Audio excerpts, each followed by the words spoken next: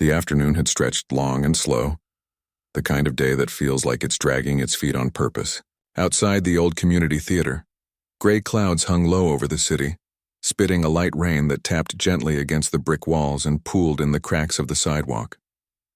Inside, the air was thick with the smell of dust, old wood, and the faint lingering scent of coffee gone cold. Folding chairs were scattered across the rehearsal space, most of them empty now, their occupants having drifted away after hours of watching hopeful after hopeful step onto the makeshift stage, recite a few lines and step back off, some with confidence, most with shaky knees. At the center of it all sat the casting director, slouched in a metal chair that creaked every time he shifted. His shirt was wrinkled, his tie slightly loose, and his eyes, tired but still sharp, scanned the room with the practiced air of someone who'd seen it all before. He'd been doing this for over 20 years, listening to monologues, watching awkward dance auditions, trying to find that rare spark in a sea of well-meaning but ordinary talent. Today was for Our Town, the Thornton Wilder classic, a simple play about everyday life in a small American town, full of quiet truths and unspoken emotions. It needed actors who could feel real, not perform. And so far, real had been hard to come by. Most of the kids who'd come through were nice enough. A few had solid technique. One girl delivered Emily's graveyard speech with such raw grief it nearly brought a tear to his eye, but she couldn't hit her mark without tripping over her own feet. A boy with a booming voice nailed the stage manager's lines, but sounded like he was announcing a train schedule, not reflecting on the beauty of ordinary life. The director scribbled notes, crossed names, circled others with question marks. Nothing clicked. Not yet. He glanced at his watch. Almost 5. Just one more name on the list. A last-minute addition, handwritten in blue ink at the bottom. Eli, piano, no monologue. Below it, a note from the theater's education coordinator. Trust me. Just give him 5 minutes. He sighed. Piano. This wasn't a recital, but he'd learned long ago that sometimes the best surprises came from the oddest requests. He nodded to the stage manager, who leaned into the hallway and called out, "Next!" The door opened slowly. A boy stepped in, small for his age, maybe 12, wearing jeans that hung a little too loose and a faded t-shirt with a cartoon piano on the front. His sneakers were scuffed at the toes, and he clutched a crumpled audition form like it was a lifeline. Behind him stood a woman in her 50s with silver-streaked hair and a calm, steady presence, the music teacher from the middle school down the street. She gave the director a small, knowing smile. "He's a little shy," she said softly, "but he's ready." The boy didn't look up. His eyes stayed fixed on the floorboards, as if counting the cracks between the planks. The director leaned forward, trying to sound warm. "Hey there. What's your name?" Silence. The teacher stepped in gently. "He talks, just not much when he's nervous." The director nodded. He'd seen this before. The quiet ones. The ones who carried whole worlds inside them but didn't know how to let them out in front of strangers. "That's okay," he said. "We're all friends here. What are you planning to share with us today?" Again, no answer. The boy just stood there, shifting his weight from one foot to the other. The teacher cleared her throat. "Actually, he doesn't have a monologue. But he plays piano. And I mean plays. Like, really plays." The director's gaze drifted to the upright piano in the corner of the room. It was an old thing. Ivory keys yellowed with age, one pedal that squeaked like a startled bird, and a lid that hadn't been fully opened in months. It had been donated years ago by a retired music teacher, and mostly served as a surface for stacking scripts and coffee cups. Still, it worked. Mostly. He leaned back in his chair, stretching his arms behind his head with a tired chuckle. The day had worn him down, and a little humor felt necessary. He looked around, at the stage manager half dozing in the back row, the lighting tech fiddling with a cable, the teacher watching him with patient eyes, and grinned. "Well," he said, voice light, "tell you what. If he actually plays the piano, like really plays, I'll kneel right here." He tapped the wooden floor with the toe of his shoe. "Right on this spot." A few people laughed. It was just a throwaway line, the kind of thing you say to keep the mood from getting too heavy. He didn't mean it. He figured the kid would plink out heart and soul, or maybe a simple scale, and that would be that. Polite applause, a pat on the back, and another name crossed off the list. But the boy didn't smile. Didn't flinch. Without a word, He walked across the room, not quickly, not hesitantly, but with a quiet certainty that caught everyone off guard.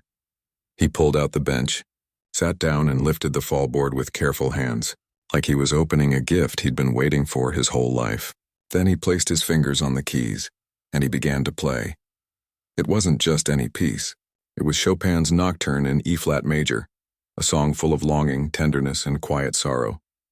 The kind of music that doesn't shout. It whispers straight into your chest. Even on that old, slightly out-of-tune piano, the notes came out clear and warm, each one shaped with care. His fingers moved with a calm precision, as if they'd known this music since before he could speak. There were no dramatic flourishes, no showy runs, just pure, honest expression. The room changed. The stage manager sat up straight, eyes wide. The lighting tech dropped his cable and just stared. The music teacher closed her eyes, a soft smile playing on her lips.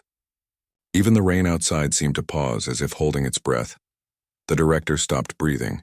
He'd heard this nocturne countless times, in concert halls, on late-night radio, even once in a fancy hotel lobby where a man in a tuxedo played it for tips. But never like this. Not from a kid in worn sneakers, playing on a forgotten piano in a community theater that smelled like mothballs and old dreams. There was something in the way Eli shaped each phrase. Gentle but sure, like he was telling a story only he knew the ending to. It wasn't about impressing anyone. It was about sharing something true. When the final note faded into silence, no one moved. No one clapped. They just sat there, wrapped in the echo of what they'd just heard, as if breaking the quiet would shatter something precious. The boy lowered his hands slowly, placed them in his lap and looked up, not at the director, not at the audience, but at the piano like he was thanking it. The director cleared his throat. His voice came out softer than he expected. Well, that was something. The boy gave a tiny nod. You've been playing long? The director asked. Since I was 5, Eli said quietly. It was the first time he'd spoken, and his voice was barely above a whisper, but clear like a single note held in the air. Who taught you?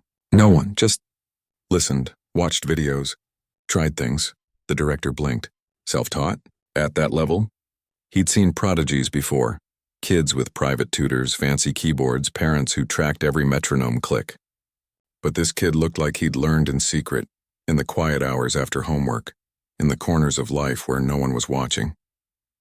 He glanced at the teacher. You weren't kidding, she shook her head. Told you. The director rubbed his chin, mind racing. The script for Our Town didn't call for a pianist, but maybe it should. There was a moment in Act 2 during the wedding scene where everything slows down. The stage manager steps forward and talks about how life moves too fast, how we miss the beauty in ordinary moments. What if right then someone played something simple and true, not as background noise but as part of the story, a living, breathing pause in the rush of daily life? He looked back at Eli, who was now gently closing the piano lid, like he was tucking it in for the night. What's your name again? The director asked. Eli. Eli, the director repeated. You ever been on stage before? Like, in front of people? Eli shook his head. Just school talent shows. Once at the library. You nervous now? Eli shrugged. A little. The director smiled, really smiled, for the first time all day. Good. Means you care. He stood up, stretched, and walked over to the piano. He didn't kneel, not yet. But he did something almost as rare. He looked Eli in the eyes and said, I think we might have a place for you. Eli's eyes widened just a fraction. Not with excitement exactly, but with something quieter. Hope, maybe. Or relief. The teacher stepped forward. He's never acted before, but he's got presence. You saw that. The director nodded. I did. He turned to the stage manager. Make a note. Let's add a moment in Act 2, just a minute or two. Piano solo. No dialogue. Let the music carry it. The stage manager raised an eyebrow but nodded. You sure? Wilder didn't write that in. Wilder wrote about truth, the director said. And that, he nodded toward the piano, was about as true as it gets. Eli stood up slowly, tucking the audition form into his back pocket. He didn't say thank you, didn't beam with pride. He just stood there quiet like he was still listening to the last note in his head. Outside, the rain had stopped. A sliver of late afternoon sun broke through the clouds and spilled through the high windows. catching the dust in the air and making the piano keys glow like they were lit from within. The director watched Eli for a long moment. He thought about his own past, about the saxophone he'd played in college, the gigs he'd taken, the dreams he'd set aside when life got complicated. He hadn't touched an instrument in 15 years. But right now, standing in this tired old theater, he felt something stir, something he'd almost forgotten. He didn't know it yet, but his throwaway joke was about to come true in a way he never expected. Not as a punchline, but as a promise. Not because he had to, but because he wanted to. Because sometimes, in the middle of an ordinary day, something extraordinary walks in wearing scuffed sneakers and changes everything. And as Eli turned to leave, the director made a silent vow. Before this play was over, he would kneel. Not out of mockery, not out of pity, but out of respect for the music, for the boy, and for the quiet magic that still lived in places like this, if you were willing to listen. Eli lived on the third floor of a brick apartment building that leaned slightly to the left, as if it had grown tired of standing straight after all these years. The hallway smelled of cooking oil, old carpet, and the faint sweetness of jasmine that drifted from the small pot on his windowsill. Their apartment was small, just 2 rooms, a kitchenette, and a bathroom so narrow you had to turn sideways to close the door. But it was clean, warm, and full of quiet love. His mother worked nights at the hospital, so most evenings Eli came home to an empty apartment. He'd let himself in with the key tied around his neck, drop his backpack by the door, and head straight for the corner of the living room where the keyboard sat. It wasn't a real piano, not like the one at the theater, but it was his. A second-hand electric keyboard someone had donated to his school, missing 2 black keys and with a power cord held together by electrical tape. Still, it made sound. And for Eli, that was enough. He'd plug it in, put on his headphones so the neighbors wouldn't complain, and lose himself in the music. Sometimes he played pieces he'd found online, Chopin, Debussy, even a little Beethoven. Other times he made up his own songs, letting his fingers wander until they found something that felt right. Music was the one place where he didn't have to explain himself, where silence wasn't awkward but full of meaning. His mother didn't talk much about the past, but sometimes late at night when she thought he was asleep, he'd hear her humming a melody while washing dishes or folding laundry. It was always the same tune, soft, a little sad but beautiful. One night he asked her about it. "That was your father's favorite," she said, drying her hands on a towel. She didn't look at him as she spoke, but her voice was gentle. "He used to play it on the piano back home. Before we came here." Eli had never met his father. He'd died in a car accident when Eli was just a baby. Before he could walk, before he could talk, before he could remember anything but the stories his mother told in fragments. There were no videos, no recordings. Just a few photos in a shoebox under her bed. A young man with kind eyes sitting at a piano, smiling like the music was the best thing in the world. He studied music, she said once, tracing the edge of a photo with her finger. At the conservatory in Hanoi, he wanted to teach, to share it with people. She paused, then added quietly, "He'd be proud of you." Eli never told her how much those words meant to him. He just nodded and went back to his keyboard, playing that same melody over and over until it lived in his fingers. At school, things were harder. Eli wasn't loud. He didn't wear flashy clothes or crack jokes in the hallway. He kept to himself, which made him a target. Kids called him Ghost Boy because he moved so quietly. Some mocked his worn shoes or the way he carried his sheet music like a shield. Once, someone knocked his binder out of his hands in the cafeteria, scattering pages of handwritten notes across the floor. Eli didn't fight back. He just knelt, gathered the pages, and walked away. But that night he played for 2 hours straight, fast, furious pieces that made his fingers ache, until the anger turned into something else. Something calmer. His music teacher was the first adult who really saw him. She'd noticed him lingering after class, watching the school piano like it was a friend he missed. One day she'd unlocked the lid and said, "Go ahead, play something." He'd hesitated, but then he sat down and played a simple piece he'd been working on. When he finished, she didn't clap. She just said, "You've got a gift. Don't waste it." From then on, she let him practice during lunch and after school. She brought him sheet music, showed him how to read dynamics, and once even stayed late to help him fix a broken key on the school piano with glue and patience. She was the one who'd called the theater, who'd insisted they give him a chance. He doesn't need lines, she'd told the director over the phone. He just needs a piano and a moment. Now, after the audition, things felt different. Not because he'd been cast, he still wasn't sure what that meant, but because someone had listened. Really listened. For the first time, his music hadn't just been background noise. It had mattered. That evening, his mother came home just before sunrise, her scrubs wrinkled, her eyes heavy with exhaustion. She dropped her bag by the door and walked straight to the kitchen, filling the kettle for tea. Eli was already awake, sitting at the small table with a piece of toast. "You're up early," she said, her voice rough from the night shift. "They called," he said quietly. "From the theater." She turned, the kettle in her hand. "Called about what?" "I got in. Not as an actor, but they want me to play." During the show, her eyes widened. She set the kettle down and walked over, kneeling beside his chair. "You're serious?" He nodded. She reached out and touched his cheek, her fingers cool from the night air. "Oh, con," she whispered, the Vietnamese word for child, soft and full of love. "I knew you could."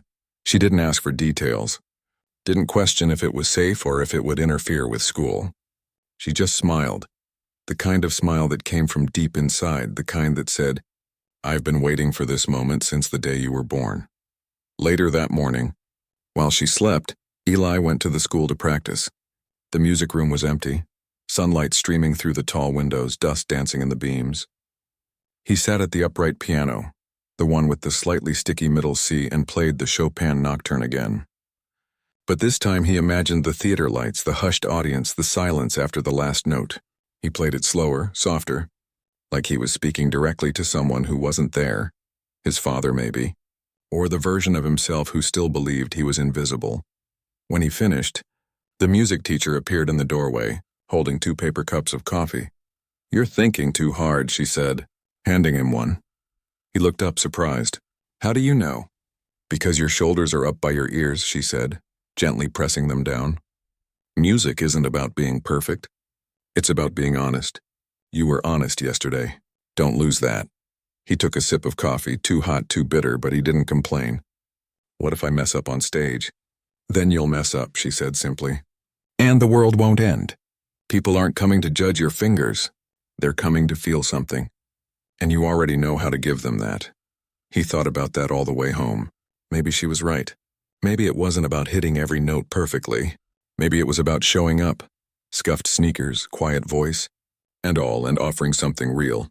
That night, his mother made pho, the rich broth simmering for hours, the smell filling the whole apartment. They ate at the small table, the steam rising between them like a shared secret. "Will you come?" Eli asked between bites. "To the show?" "Every night," she said without hesitation. "Even if I have to trade shifts." He smiled into his bowl. It was the first time in a long time he'd felt excited about something outside his room. Later, as he lay in bed, he listened to the city sounds, the distant hum of traffic, a dog barking 3 blocks away, the creak of the old building settling into the night, and for the first time, he didn't feel alone in it. He felt part of something bigger. A story, a moment, a chance to say without words, "I'm here. This is me." He didn't know what would happen next. But for now, that was enough, and somewhere, in the quiet dark, a melody played in his mind, not from memory, but from hope. Rehearsal started the next week, and from the very first day, Eli felt like he'd stepped into a world that moved too fast. The theater buzzed with energy, actors pacing lines, stagehands dragging set pieces, someone shouting about a missing prop. Everyone seemed to know exactly where they were going, what they were doing, who they were supposed to be. Eli just stood near the back wall, hands in his pockets, watching. He wasn't given lines to memorize or blocking to learn. Instead, the director handed him a single page with a note. "You enter during Act 2, sit at the piano, and play for approximately 2 minutes. Then you exit. No speaking. Just play." It sounded simple, but standing in that space under the bright work lights surrounded by people who'd been doing this for years made his stomach twist. He'd played for his teacher, for his mother, even for strangers at the library. But this was different. This was part of a story, and if he messed up, he wouldn't just disappoint himself. He'd break the moment for everyone. The first time they ran the scene, Eli froze. The actors were in the middle of the wedding sequence. Soft voices, gentle movements, the kind of quiet joy that feels fragile, like glass. Then came his cue. The stage manager stepped forward, paused, and said, "Sometimes in the middle of all this rushing, we forget to listen." That was Eli's signal. He walked to the piano just 10 steps, but his legs felt like they were made of stone. He sat, placed high, his hands on the keys, and nothing came out, not a wrong note, not a shaky start, just silence. His fingers wouldn't move. His mind went blank. All the hours of practice, all the late nights at his keyboard, they vanished like smoke. He could feel everyone watching, not judging exactly, but waiting, and that waiting was worse than any criticism. After a long, painful pause, the director called, "Cut." No one said anything. No one laughed. But Eli wanted to disappear. He mumbled an apology and hurried off stage, his face burning. He found a quiet corner behind the curtains and sat on the floor, knees pulled to his chest. He didn't cry, he wasn't that kind of kid, but he felt hollow, like he'd let something precious slip through his fingers. A few minutes later, the director appeared, holding 2 paper cups of coffee. He didn't sit, just handed one to Eli and leaned against the wall. "Happens to everyone," he said. Eli stared into his cup. "Not like that. I didn't even play a note." "You showed up," the director said. "That's more than most people do when they're scared." Eli looked up, surprised. "You're not mad?" "Mad? No, disappointed. A little, but not in you. In myself, I should have known it wouldn't be easy." He took a sip of coffee. "You know, I used to play too. Saxophone, back in college. Thought I'd make a career of it. Played gigs, recorded demos, even got close to signing with a small label." Eli blinked. He'd never imagined the director as anything but a director. "What happened?" he asked. "Life happened. Bills. Responsibilities. Fear. One day I just stopped. Told myself I wasn't good enough. Put the horn in a closet and never opened it again." He sighed.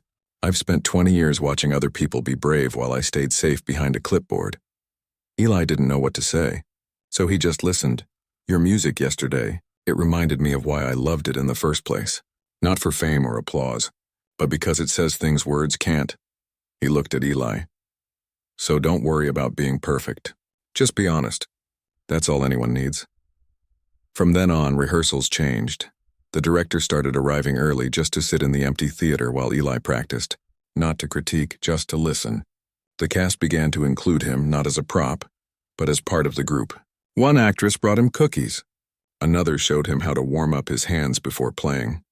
The stage manager, the actor who delivered the line before Eli's entrance, started staying late to run the transition with him over and over until it felt natural. Slowly, the fear began to loosen its grip.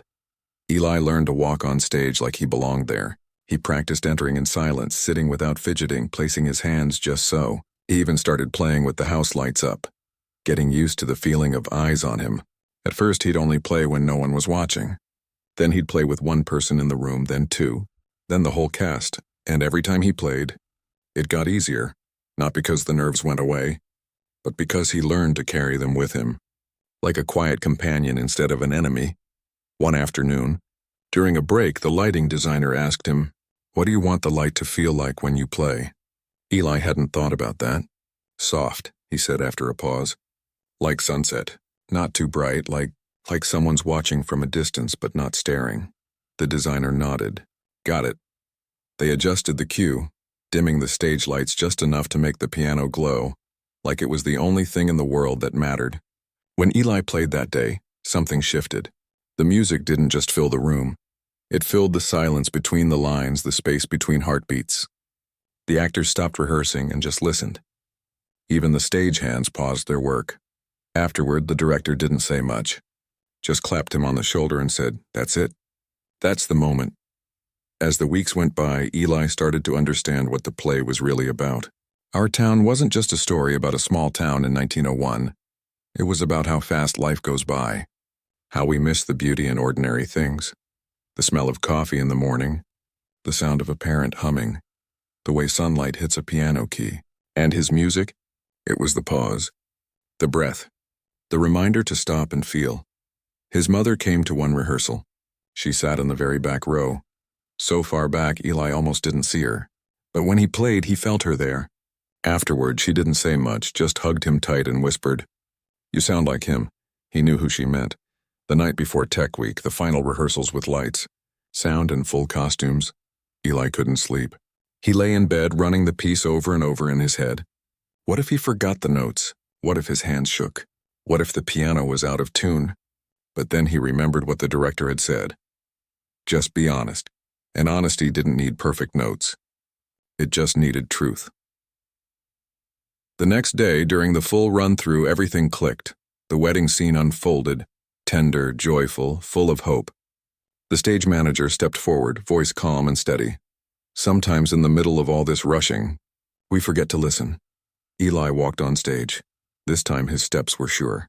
He sat, placed his hands on the keys, and played not for the director, not for the cast, not even for the audience that wasn't there yet. He played for the boy who practiced on a broken keyboard, for the father he never met, for the mother who worked nights so he could dream. He played like no one was listening, because in that moment he wasn't playing for them.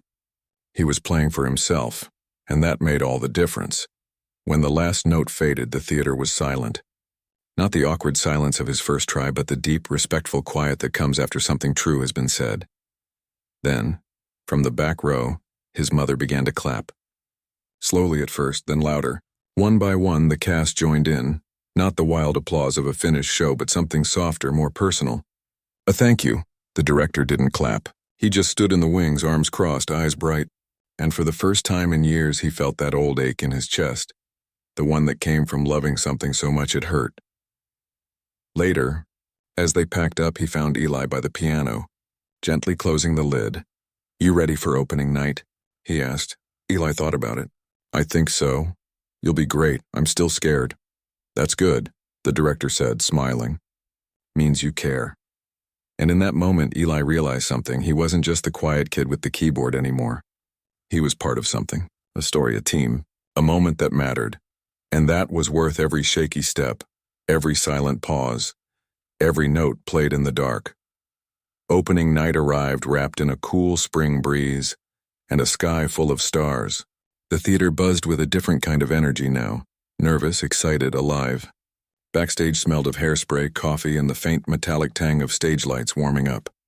Costumes hung neatly on racks. Props were lined up like soldiers, and actors paced in quiet circles, whispering lines under their breath or doing last-minute stretches. Eli sat alone in the green room, a small, windowless space with mismatched couches and a mirror fogged with years of breath and steam. He wore simple clothes, dark pants, a white shirt, no costume, no makeup. Just himself. His hands rested in his lap, fingers loosely curled. He'd washed them 3 times already, scrubbing until the skin felt raw, as if clean hands might make the music cleaner too. His mother had come straight from her shift at the hospital. She wore her scrubs under a light jacket, her hair pulled back in a loose bun. She didn't say much, just sat beside him, took his hand, and held it. Her palm was warm, rough from years of work, but steady. That steadiness seeped into him, slow and quiet, like sunlight through a closed curtain. "You don't have to be perfect," she said softly, echoing what the director had told him weeks ago. "Just be you," he nodded. But inside, his heart hammered like a drum someone had kicked over. Out front, the audience began to arrive. He could hear them through the thin walls.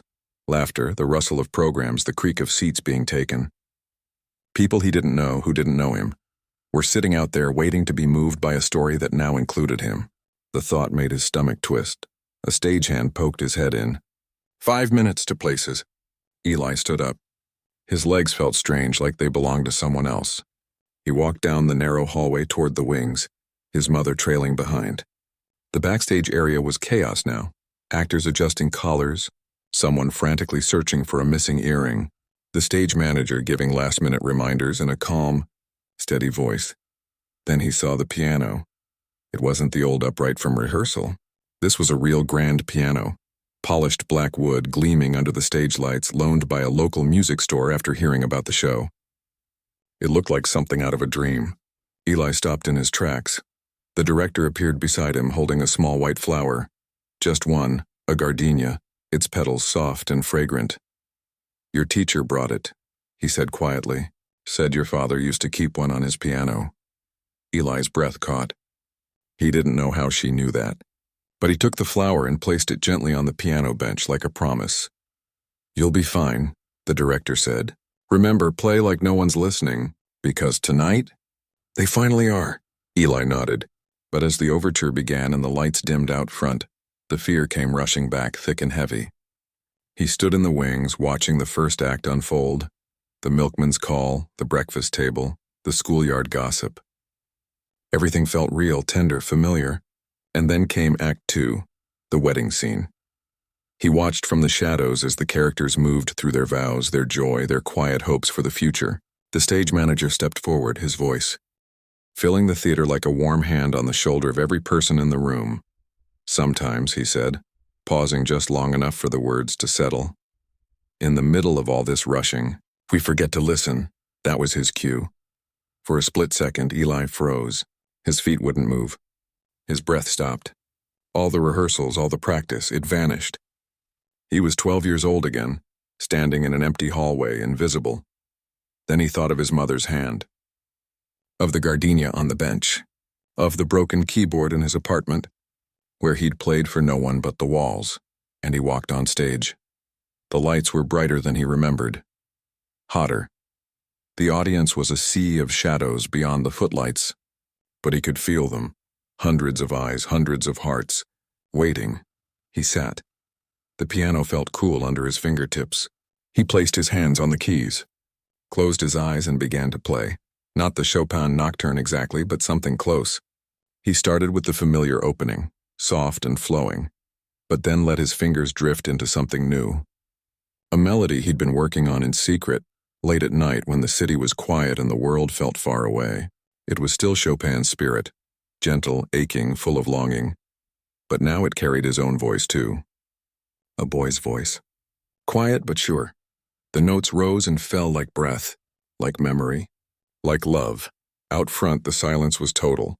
No coughing, no shuffling, not even the rustle of a program. Just music filling the space between lives. In the front row, his mother sat with her hands folded in her lap, tears slipping down her cheeks without a sound. She didn't wipe them away. She just let them fall like rain on dry ground. Backstage, the director stood in the wings, arms crossed, eyes closed. He wasn't watching the audience.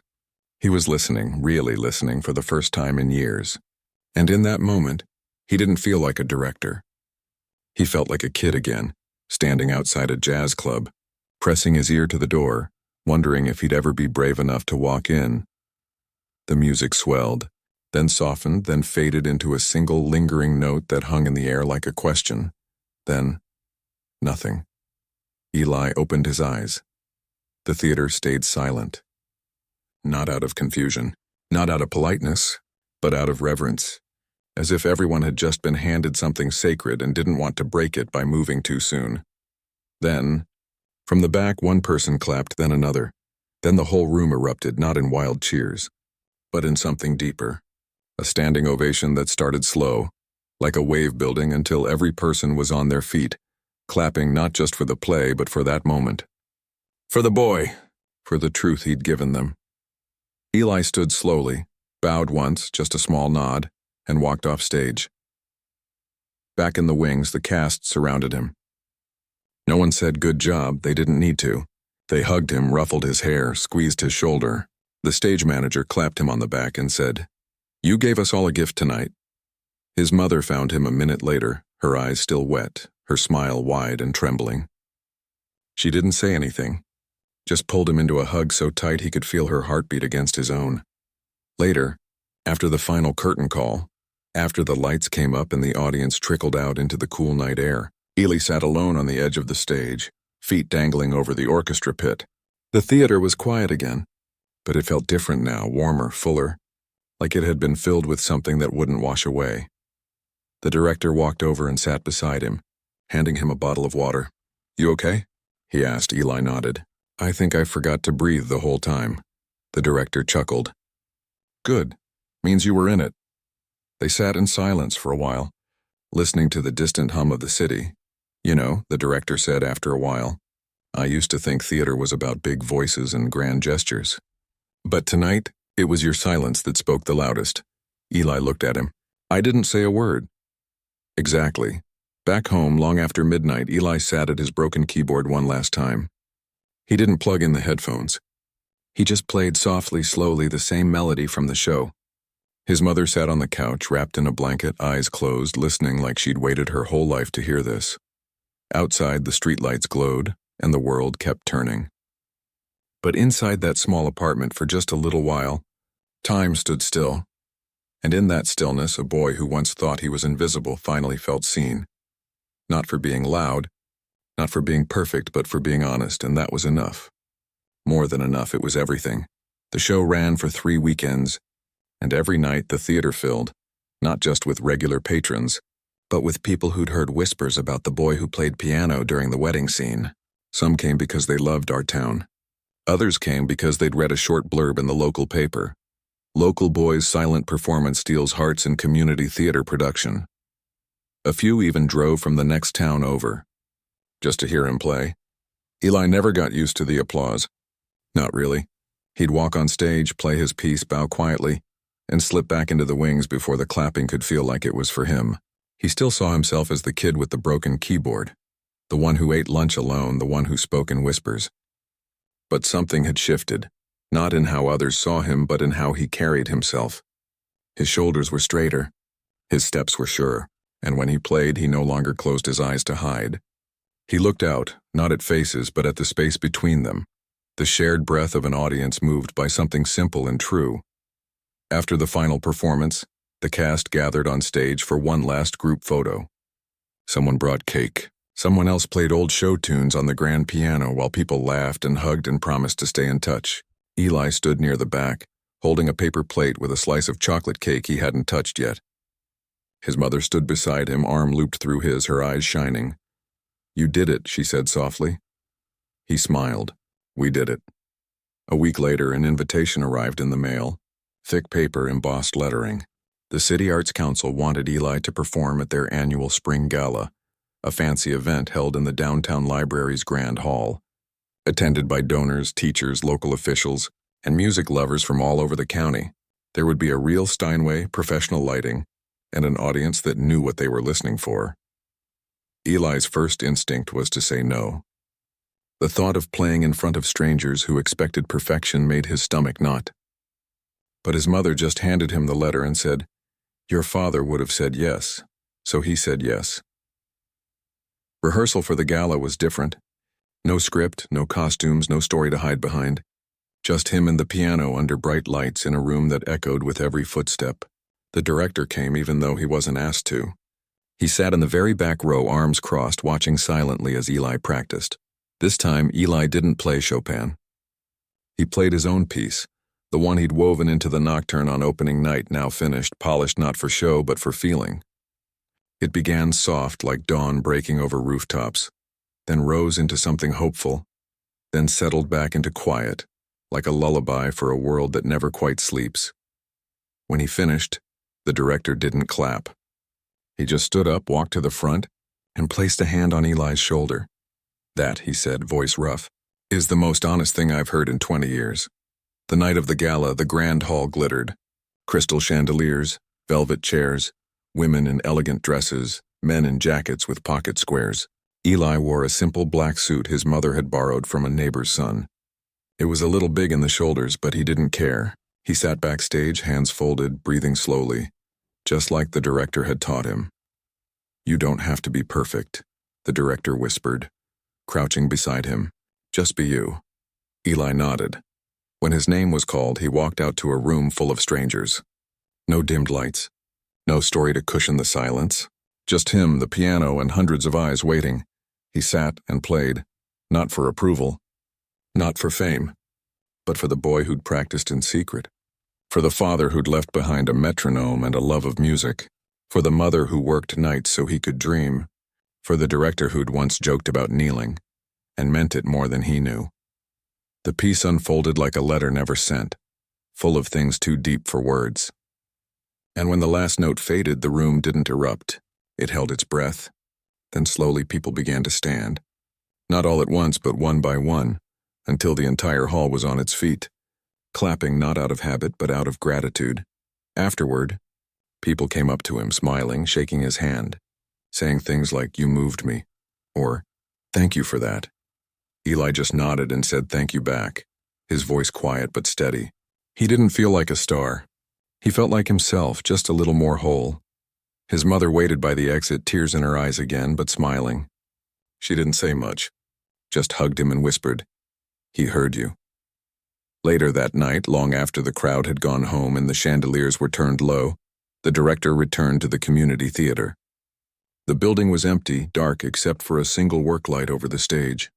He walked up the aisle, shoes echoing on the wooden floor, and stopped in front of the old upright piano, the one Eli had played on during auditions. He knelt, not dramatically, not for show, just slowly, quietly, as if the floor had been waiting for him all along. He placed a single white gardenia on the piano bench, the same kind he'd given Eli on opening night. Then he sat back on his heels and looked at the empty stage. He thought about the boy who'd walked in wearing scuffed sneakers and changed everything. About the music that had reminded him why he'd fallen in love with stories in the first place. About the years he'd spent hiding behind a clipboard, afraid to be vulnerable, afraid to try. And he realized he hadn't just been casting a show. He'd been given a second chance. A soft sound made him turn.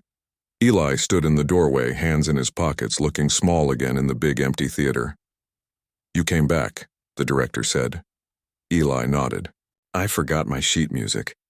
They both knew he hadn't. He walked over and sat on the edge of the stage, legs dangling, just like after opening night. The director stayed kneeling for a moment longer, then stood and sat beside him. "You were amazing tonight," he said. Eli shrugged. "I was scared the whole time." "Good, means you cared." Silence settled between them, comfortable now, like old friends. "Do you think I could keep playing?" Eli asked after a while. "Not just in shows, maybe in lessons, or even just for people who need to hear it." The director smiled. "I think the world needs to hear it." They sat there for a long time, listening to the quiet hum of the building, the pipes groaning, the wind outside, the distant sound of a car passing on the street. It wasn't music, but it was life. And after everything, that felt like enough. Weeks later, the theater announced a new program. Free music workshops for kids in the neighborhood, taught by local musicians and volunteers. Eli signed up to help, not as a teacher, but as a guide. He showed up every Saturday morning, sat at the old upright, and played while kids gathered around, some shy, some bold, all curious. One little girl, no older than 6, tugged his sleeve after a session. "Can I try?" He moved over, made room on the bench, and showed her how to press middle C. Her eyes lit up when the note rang out.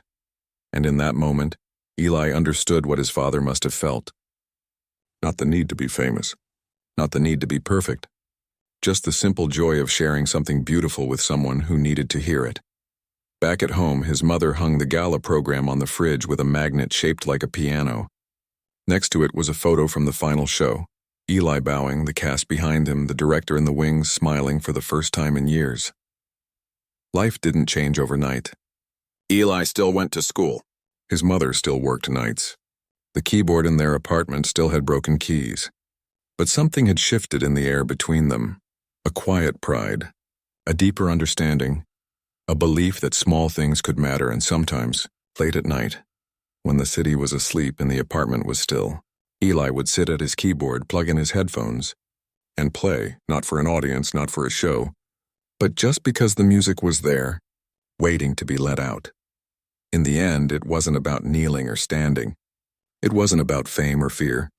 It was about showing up, scuffed sneakers, quiet voice, and all, and offering something true. And that, more than anything, was the real story.